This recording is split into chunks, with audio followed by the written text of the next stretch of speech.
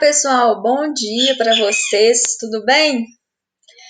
Então, pessoal, vamos começar aqui mais uma aula sobre a nossa SD4, que é a América Anglo-Saxônica. Na aula passada nós estudamos sobre o Canadá, Sociedade e Economia, e a partir de agora nós vamos estudar a questão dos Estados Unidos, sua sociedade, sua economia, o seu papel no contexto mundial, a questão de sua hegemonia em vários aspectos sobre os demais países no mundo.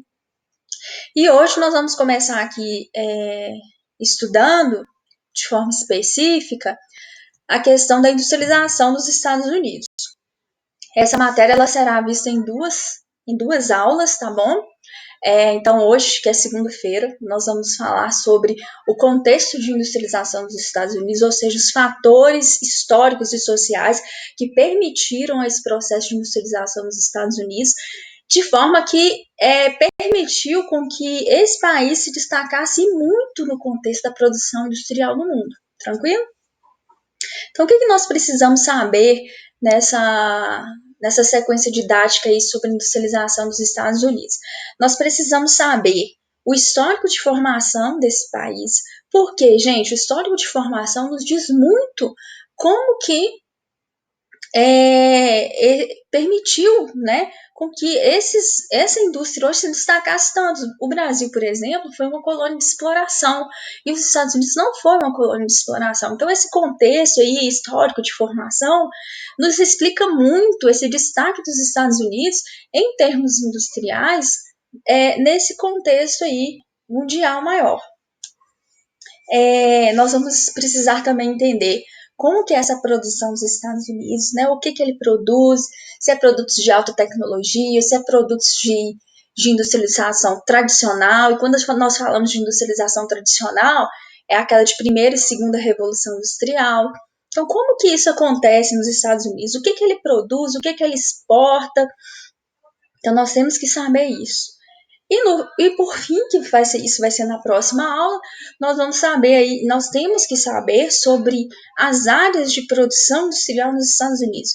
Nós temos duas áreas importantes de produção industrial, que é o Manufacturing Belt, que fica localizado no nordeste dos Estados Unidos, ali naquela região dos Grandes Lagos, que está na fronteira ali entre o Canadá e os Estados Unidos. E nós temos que saber também que mais recentemente houve um processo de industrialização dos Estados Unidos, recentemente que eu falo no século XX, tá, pessoal? Ao sul e oeste dos Estados Unidos, que é uma produção industrial diferenciada. Então, nós temos que saber as características industriais de cada uma dessas áreas e o que cada uma dessas áreas produzem, tá bom? Então, vamos começar aqui, né? Falando aqui sobre a hegemonia dos Estados Unidos, e daí nós nos perguntamos o que é hegemonia, né? Então, os Estados Unidos possuem uma hegemonia no espaço mundial, mas o que seria hegemonia? Quando a gente fala essa palavra, pessoal, nós estamos nos referindo à predominância de um país sobre os demais, né? Ou seja, ele se destaca no espaço mundial. E apenas um critério? Não, pode ser vários, pode ser cultural, pode ser econômico, pode ser em termos bélicos. E isso os Estados Unidos têm um grande destaque, ou seja, tem uma grande hegemonia, se destaca sobre os demais países no espaço mundial. Então, por exemplo, os Estados Unidos têm uma influência nas músicas, na nossa alimentação, trazendo hábitos alimentícios para o mundo inteiro, vestuário, língua, cultura, em termos gerais, né? Em termos econômicos, os Estados Unidos também se destacam no espaço mundial. Se a gente observar toda a riqueza que o mundo produz, 20% está concentrada apenas nos Estados Unidos, ou seja, 20% do PIB de toda a riqueza que é produzida no mundo está concentrada nos Estados Unidos. Gente, isso é muita coisa, nós temos mais de 190 países no mundo, e os Estados Unidos sozinhos tem esse poderio econômico. Além disso, nós podemos citar também o poderio militar, né? Nós sabemos que os Estados Unidos ele se armou muito durante a Guerra Fria, né? E esse processo de armamentos, né? De se armar, ele continuou após a Guerra Fria, né? A ponto que hoje eles têm uma grande capacidade militar. e sobressaindo sobre os demais países do mundo, inclusive sobre a Rússia, sobre a China, que também tem um aparato militar muito forte, mas que não consegue ali se sobrepor aos Estados Unidos. Tranquilo? Vou beber uma água aqui.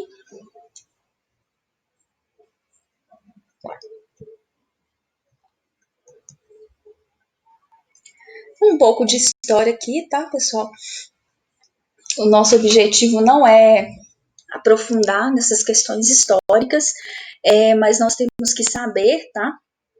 Nós temos que entender ali alguns fatores históricos, a questão de ocupação do território estadunidense e como que essa ocupação permitiu com que hoje ele se destacasse tanto em termos industriais, econômicos, bélicos. Então nós sabemos lá na história, né, não sei se vocês já estudaram esse conteúdo, mas os Estados Unidos ele foi colonizado no século XVII, e essa colonização, a princípio, se deu na costa leste, através da organização ali de 13 colônias, ou seja, 13 áreas de ocupação. E ao longo do século 17 e 18, essa ocupação ela foi ampliando. Em 1776, essas colônias, né, elas se uniram e lutaram por sua independência, a ponto de que no dia 4 de julho de 1776 elas conseguiram adquirir o seu desvinculamento à colônia britânica, né? Então isso aconteceu. Mas quais são os fatores, pessoal? O que nós podemos ali citar de fatores, né, que permitiram essa colonização, essa ocupação do território estadunidense no século XVII. Então, nós temos aqui alguns fatores históricos, como, por exemplo, o conflito entre protestantes e católicos na Europa. Nós tínhamos perseguidos religiosos na Europa que se deslocaram para a América como uma forma, né, uma tentativa de recomeço. Então, esse foi um dos fatores. Os camponeses sem terra e sem trabalho, nós vimos lá no primeiro trimestre, quando a gente estava vendo industrialização, que houve um processo de cercamentos, e esses cercamentos expulsaram a população, os camponeses, do campo em direção às cidades, e nas cidades eles começaram a trabalhar, né, de forma muito precária, e muitos não conseguiram emprego. Então, uma forma, né, também de recomeçar era se deslocando para as Américas. Então os camponeses sem terra se deslocaram também. O inchaço urbano na Inglaterra também, em função desse processo de industrialização, as cidades cresceram muito e não tinham oportunidades e moradias para todos. Além disso, nós tínhamos como fatores externos aí a ameaça de outras metrópoles no território americano, como por exemplo os espanhóis e os franceses, que tinham interesse em ocupar essas áreas ali nas quais a metrópole britânica tinha o domínio. Então havia essa ameaça, então a metrópole britânica resolveu ali impor o seu domínio organizando esse território. Que mais? Então nós tínhamos ali colonos, tinham uma intenção, né? Os colonos eles tinham a intenção de construir um novo lar nessas colônias fundadas ali no século XVII. Então, pessoal, isso aqui também é história, mas nós temos que passar rapidamente por esses fatores ali que contribuíram ali para que hoje os Estados Unidos se constituísse como um grande país ali que se destaca em vários setores, sobretudo industriais. Né? Ocorreu 2 tipos de colonização no território americano. Nas colônias do norte, nós tivemos ali colônias de povoamento, né? Isso significa o quê? Que haviam pequenas e médias propriedades, onde o interesse era produzir ali alimentos, pequenas manufaturas para o consumo próprio e não para comercialização. Já as colônias do sul eram chamadas de colônias mercantilistas, assim como aquelas que existiram aqui no Brasil. Né? Então, o que seria uma colônia mercantilista? Como que ela era organizada? Elas estavam localizadas mais ao sul dos Estados Unidos, e essas colônias Elas eram organizadas em grandes propriedades, eram monoculturas, além disso utilizavam trabalho escravo. E tudo que era produzido, pessoal, assim como aqui no Brasil, era voltado para comercialização, sobretudo na Europa. Então, em 1776, como eu falei anteriormente, essas colônias do norte e do sul se uniram para adquirir a sua independência, né? Posteriormente, nós tivemos ali a Guerra de Secessão, né? Que tinha ideais diferentes de impor uma lógica sobre o território, mas é uma questão mais histórica que nós não vamos aprofundar aqui. No século XVIII e XIX, após a aquisição ali da independência, nós tivemos ali que esse território recebeu muitos imigrantes, e esses imigrantes, eles contribuíram para a ocupação do restante do território.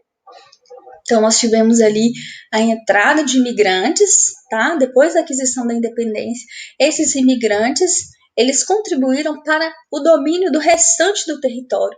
Lembrando que a maior parte da ocupação, ela se dava na costa leste, nas 13 colônias. Mas após essa aquisição da independência, houve um processo de ocupação em direção à costa oeste, né? Que é o que nós chamamos de marcha para o oeste. Então, a partir de 1840, vários empreendimentos foram criados, ferrovias, rodovias, várias infraestruturas, né, que permitiram ali o domínio desse território, que favoreceram posteriormente o surgimento de manufaturas, do processo de industrialização americano. Então, aqui está um esquema, tá, das 13 colônias. Primeiramente, aqui, ocupação na costa leste, né? Então, né, ao longo dessa costa leste aqui, nós tínhamos as colônias do sul. Essas colônias eram de exploração, e ao norte as colônias de povoamento, que tinham objetivos diferentes. Em um determinado momento, essas duas formas de colonização, elas se unem para a conquista da independência. Aqui tem um mapa, pessoal, está até lá no caderno de mapa de vocês. Né? Nós temos aqui a cronologia da ocupação do território. Então, primeiramente a leste, posteriormente, olha aqui, nós temos aqui o adentramento, né, do território, né, sendo que a última porção territorial dominada foi na porção noroeste, em 1846. Então, aqui, pessoal, fatores que contribuíram para a indústria estadunidense, de forma mais específica, né? Então, nós podemos falar, o Eduardo Galeano, ele fala, né, da insignificância econômica das 13 colônias, que permitiu a precoce diversificação de suas manufaturas. O que significa isso? Que a metrópole britânica, né, teve uma certa tolerância em relação ao surgimento de pequenas indústrias, pequenas fábricas no território estadunidense, já que inexistia ali naquele território a riquezas naturais, como ouro, prata, solos férteis. E isso trouxe uma certa tolerância em relação ao surgimento dessas pequenas manufaturas lá na colônia, né? Então, esse fluxo migratório também no século XVIII e XIX teve grande contribuição também com a formação de núcleos urbanos, fábricas, o comércio, né, se aqueceu em função disso. Surgiram também instituições financeiras na segunda metade do século XIX, a gente até estudou isso, né, quando o capitalismo industrial, quando os bancos começam a financiar as indústrias, né, para aumentar a produção. Isso nos Estados Unidos também aconteceu, quando surgem ali as primeiras instituições financeiras na segunda metade do século XIX. A abolição da escravidão também contribuiu, não somente numa questão social, mas também na necessidade de formar um mercado consumidor. Isso nós estudamos também no trimestre passado. Além disso, nós podemos citar, né, a descoberta, né, de grandes reservas de gás natural, petróleo, carvão mineral. Isso favoreceu a indústria estadunidense no século XIX, século XX. a existência também de grandes bacias hidrográficas que permitiram ali a construção de barragens, usinas hidrelétricas, eclusas, canais para o escoamento da produção. Então, todo esse contexto, pessoal, favoreceu o processo de industrialização dos Estados Unidos. Então, por hoje, nós vamos ficar aqui, né? E aguardo vocês amanhã. Tchau!